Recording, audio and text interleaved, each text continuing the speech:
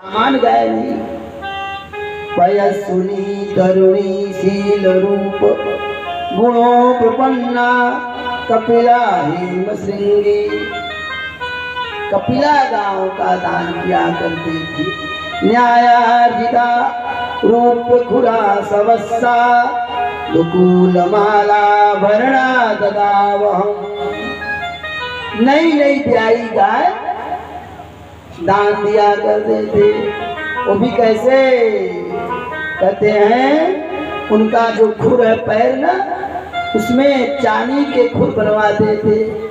सींग जो थी सोने से मढ़वाते थे, आभूषण से सजाते थे। और बड़ी सुंदर सुंदर गैया दान किया करते थे। दान करें तो ठीक ठाक करें, और नहीं तो न करें प्रणाम करें।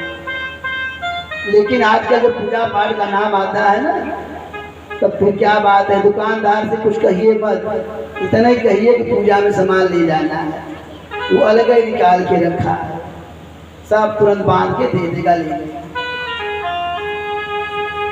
जो देंगे सो पाएंगे। तो कहते हैं कि बड़ी सुंदर सुंदर गैया दान, लाखों दान करते थे। भगवान ने कहा जब आप गाय दान करते थे, गौदान का बड़ा महत्व है, जीवन में गौदान अवश्य करें। अपने शक्ति के अनुसार जीवन में गौदान अवश्य करें। हर जितना भोग रहे वस्तु का ना, अपना सामान, गर्मी आ जाए चप्पल जूता पंखा एसी जो सामर्थ्य है ब्राह्मण को दान दिया जाए। ठंडी के महीने में कम्बल त्याग दान किए जाए। जो देंगे वही पाएंगे। स्कंद पुराण में आता है कि जब जीव यहाँ से वहाँ जाता है ना, अगर जल का दान नहीं किया है तो वहाँ जल नहीं मिलता, प्यास लगती है, तो जल है वहाँ, पीने जाएगा तो कदम बर्फ बन जाता है।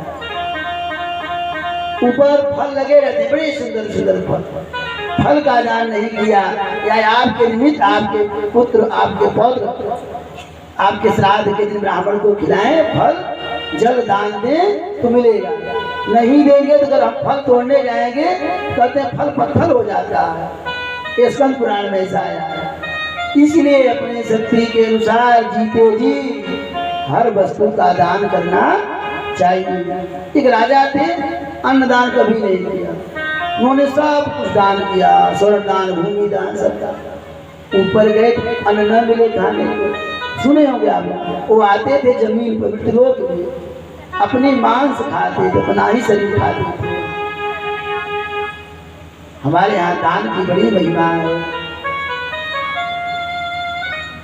ये जो पृथ्वी है ना, दान से टिकी है। एक बार कलियुग एक सुंदर घोड़ा लिया, मनुष्य का रूप धारण किया और उनके यहाँ युधिष्ठिर के यहाँ आया। बड़ा सुंदर घोड़ा लिया। जब आया तो अर्जुन भीम इत्यादि घोड़े को देखे उसमें प्रभावित हो गए। उसे कहे घोड़ा हमको दे दो, इसके बदले में जो चाहो ले लो। उसने कहा मैं घोड़ा नहीं दूंगा। तो क्या लोगे? बात चलते चलते बात बहुत दूर चली गई। भीम ने कहा तुम आधा राज में डाले, घोड़ा हमें दे दो। उसने कहा नहीं दूंगा घोड़ा। अब हुआ हल्ला, तब तक युधिष्ठिर जी आ गए। युधिष्ठिर ने कहा क्यों हल्ला वाला भाई, क्या बात है? भीम ने कहा भैया एक घोड़ा लिया है, हम लोग इसको इतना देने को तैयार, फिर भी ये घोड़ा नहीं दे रहा है। युधिष्ठिर ने कहा भाई तुम्हारे घोड़े में क्या विशेषता, क्यों नहीं देना चाहता? उसने कहा, कलयुग ने कहा तुम धारण दूसरा किया था। उसने कहा हमारे प्रश्न का उत्तर दीजिए तो मैं घोड़ा ऐसे दे दूंगा। युधिष्ठिर जी ने कहा तुम्हारा प्रश्न क्या है, पूछो। तो पूछा, बड़ा सुंदर उसका प्रश्न। कलयुग ने कहा कि अभी मैं आ रहा था, रास्ते में हमने देखा कि कुआं था, 4 कुएं थे, 4 कुएं थे, एक कुआं अलग था। एक कुआं से पानी निकल रहा था, 4 कुओं को भर रहा था। एक कुआं 4 कुआं को भर रहा था। आगे जब बढ़ा तो हमने ये देखा कि एक जगह 5 कुएं थे, 4 कुआं मिल करके एक कुआं को नहीं भर पा रहे। ये कैसी विडंबना है, कैसा आश्चर्य है। तो युधिष्ठिर जी ने कहा अरे ये अभी नहीं होगा, कलयुग की बात है भाई, अभी क्यों पूछ रहे हो। कलयुग ने कहा कलयुग में क्या होगा। युधिष्ठिर जी ने कहा कि कलिकाल में एक माता पिता 4 पुत्रों का पालन पोषण करेंगे, और जब माता पिता वृद्ध हो जाएंगे 4 लड़के मिल करके एक माता पिता को की सेवा नहीं करेंगे, बंटवारा कर लेंगे। भैया 15 दिन हमारे पिताजी, 15 दिन आपके यहाँ रहेंगे। ये दशा चल रही है, देख लीजिए। 15 दिन पिता किसी के यहाँ, 15 दिन माँ। अब 15 दिन खा रहे हैं, विचार करिए 31 का महीना हुआ तब क्या करेंगे माई बाप, ऐसे रह जाएंगे बिना खाए। चितमा नहीं मात पिता जब लो, अबला नहीं दिख रही जब लो। अरे भाई माता पिता से बढ़ कौन है। कथा कम सुनिए लेकिन माता पिता की सेवा करेंगे, जीवन कोई दुखी नहीं रहेगा। इस बात को कठिया जो माता अपने सास की सेवा करेगी ना, उनकी बहू उनकी सेवा करेगी। और ना मानो तो देख लेना, मत करो सेवा देखना। आजी की परिया माई को धरी रहेगी, घबराना मत। अवश्य सेवा करो, पली पली बहुओं को चाहिए सास ससुर हैं तो उनकी सेवा करो, माता पिता के समान है। वृद्ध हो गए, आपका कर्तव्य है। इसी दिन के लिए पुत्र पाले जाते हैं वृद्धावस्था का। खूब विंध्याचल जाके दर्शन करें और प्रत्यक्ष विंध्याचल की मैया बैठी घर में, उसका अनादर हो, कोई विंध्याचल महारानी खुशी होने वाली नहीं है। पहले माताएं गाया करती थी, अरे घर वहीं में मंदिर बनवे, तीर्थ करई कतहु न जावे।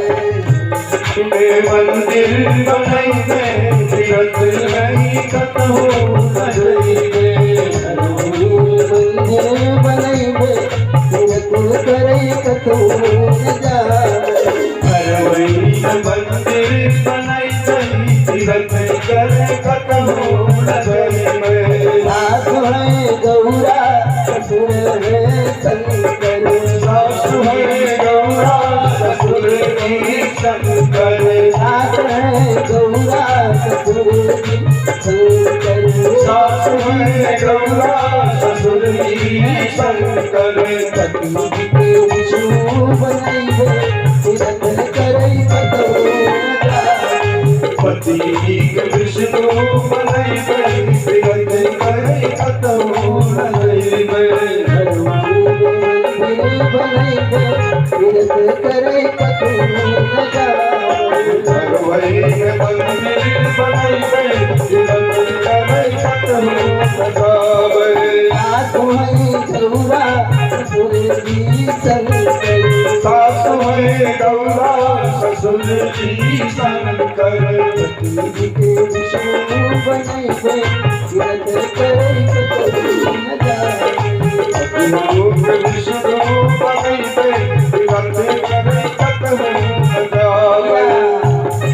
इस भाव से सेवा करनी चाहिए। उसने क्या करी, आगे बढ़ा। उसने कहा ये बताइए, हमने ही देखा कि प्राय देखा जाता है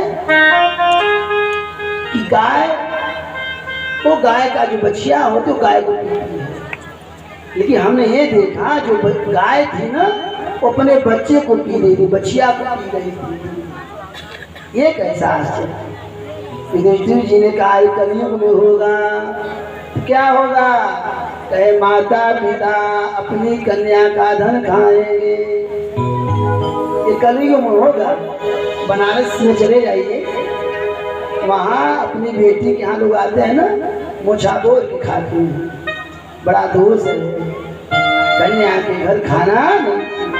पहले लोग ऐसे ऐसे थे, कन्या का विवाह करने के बाद कन्या के घर नहीं गए। हमारे भैया के ससुर थे, वो कभी आए ही नहीं, मर गए। कहते थे उसका कपड़ा नहीं देखना चाहिए। ऐसे ऐसे सिद्धांतवादी थे लोग। उन्होंने कहा कि कलयुग में होगा कि माता पिता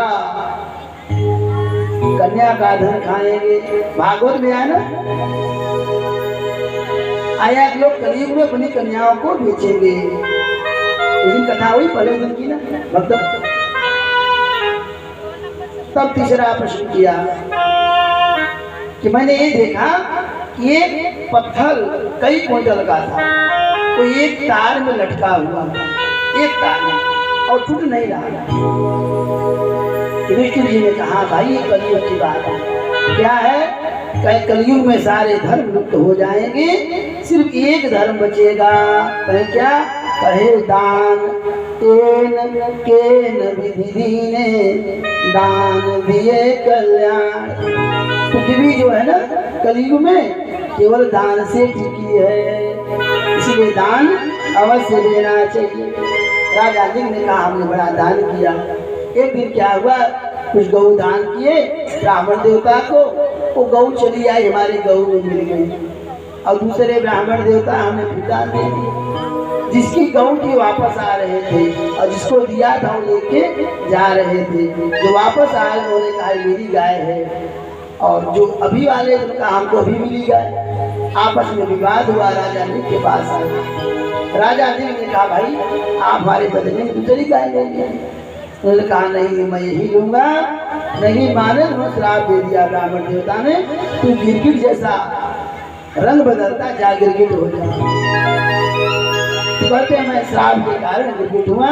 फिर उन्होंने आशीर्वाद दिया था कि आगे चल करके भगवान तुम्हारा उद्धार करेंगे। ठाकुर आज आपकी कृपा हुई, मेरा जीवन बन गया। इस तरह से भगवान ने राजा ने का उद्धार किया। बोले भक्तवत्सल भगवान की जय हो। भगवान बलदाऊ भैया कन्हैया से कहे चलो ब्रज यात्रा कर आए। ब्रज नहीं गए। भगवान ने कहा आप जाइए मैं नहीं जाऊंगा। बलदाऊ भैया गए कहाँ? वृंदावन। वृंदावन गए तो जमुना से कहा जमुने तुम मेरे पास आओ, मैं क्रीड़ा करूंगा। जमुना मैया ने कहा जो चाहे वो बुलाए, जहाँ चाहे, मैं नहीं आऊंगी। बलदाऊ भैया कुपित हो गए। उन्होंने कहा जमुने आज मैं तुम्हें दंड दूंगा। पापे तुम माम अवज्ञाय यन्नायासि मयाहुता। अरे जमुने मैं बुला रहा हूँ, आहूत करा तो आने नहीं है, अब तुम्हें सजा देना पड़ेगा। जो ही हल उठाए और मारे पृथ्वी कांप उठी और खींचना चालू की। जमुना मैया ने कहा राम राम महाबाहो न जाने तो विक्रमो यस्से कांसे न विदिता जगती जगत पते क्षमा करे त्राहि। बलदाऊ भैया ने जमुना मैया को छोड़ दिया। आज भी आप वृंदावन जाए तो वहाँ देखें गंगा जमुना जो टेढ़ी मेढ़ी बह रही है वृंदावन के चारों, सीधा नहीं। 2 महीना बलदाऊ भैया रहे और रह करके वहाँ से आए। इधर पौंडर नाम का राजा था, भगवान को पत्र दिया, कहा आप द्वारकाधीश असली नहीं, आप नकली हो, असली मैं हूँ। उसने क्या किया? 2 हाथ और बनवा लिया, एक गुण खटोला बनवा लिया, उसमें बैठ करके बटन दादा तो एक पत्र भेजा भगवान के पास। वासुदेवो अतुर्णो एक एवं चापर भूतानामनुकं वार्तं त्वं तु मिथ्याभिलाप्य। हे वासुदेव मिथ्या वासुदेव, झूठे हो, असली वासुदेव मैं हूँ। पौंडर का मित्र कौन था? कहते हैं काशी नरेश। काशी नरेश उसको उस्ताते। मूर्ख आदमी, मूर्ख और संत ये दूसरे से बचते हैं। मूर्ख आदमी को उकसाता है ना तो कार्य करता है, और संत को बजाया जाए तब वो बचता है। तो काशी नरेश उकसाते बच जाते।